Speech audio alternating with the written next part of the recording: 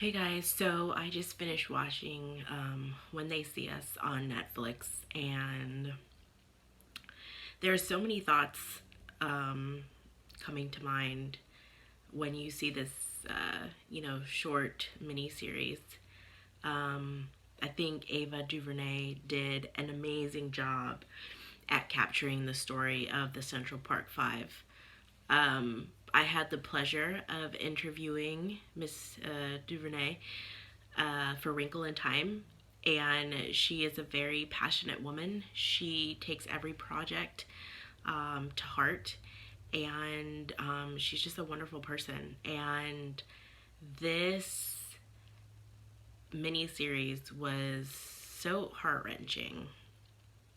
Um, you know, just to give you a little back story of where all this came to be, the Central Park Five were pretty much teenage boys from the ages of 13 up to 16. And um, they were pretty much in prison for something that they did not commit.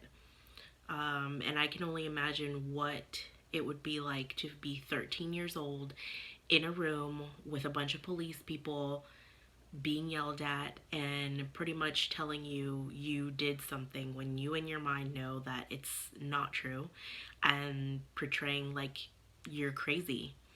And we get to see a lot of that in this miniseries, kind of what they went through. It's heart wrenching that some of these family members had to pretty much coerce their kids into saying, hey, you did this, because if you don't do this, you're going to be dead. Um, because that's the way, you know, it is. And it's very sad. Um, for me as a mom, having two boys, it's scary. Um, and yeah, sure, this happened in 1998, but we're still seeing this today. And I'm Hispanic. My kids are Hispanic.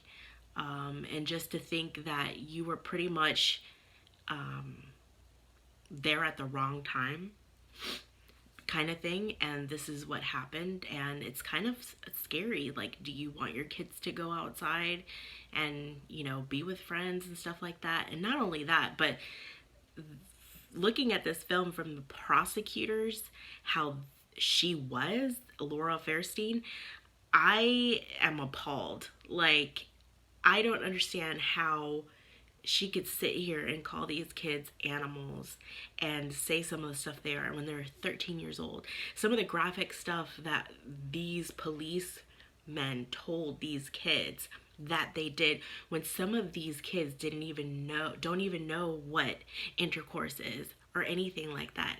It's just appalling. It's appalling to me that back in 1998, Trump put pretty much a reward and said, hey, these kids or these people deserve the death penalty.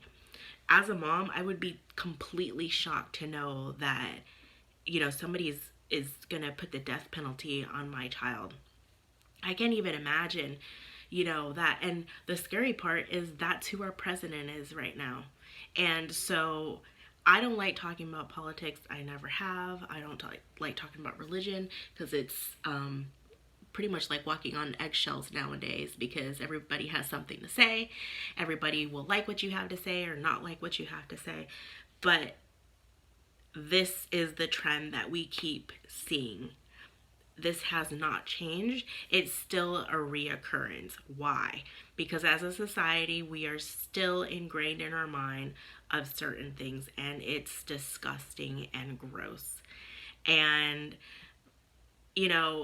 Laura Fairstein came back in the Wall Street Journal, published something yesterday, and it was pretty much, saying like this whole story was misconstrued.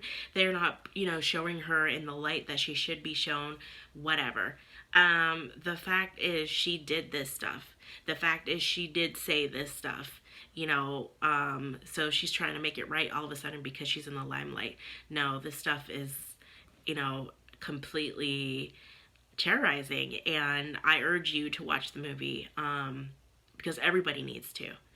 Everybody needs to, because there's still racism going on in this country and all over the world. You're still judged by the color of your skin. You're still judged by your accent. And if you don't even have an accent, you're still judged. So this is something I urge you all to see. It was a very touching film, and I'm just glad that these guys are out and they are now fighting for justice. So watch it if you can.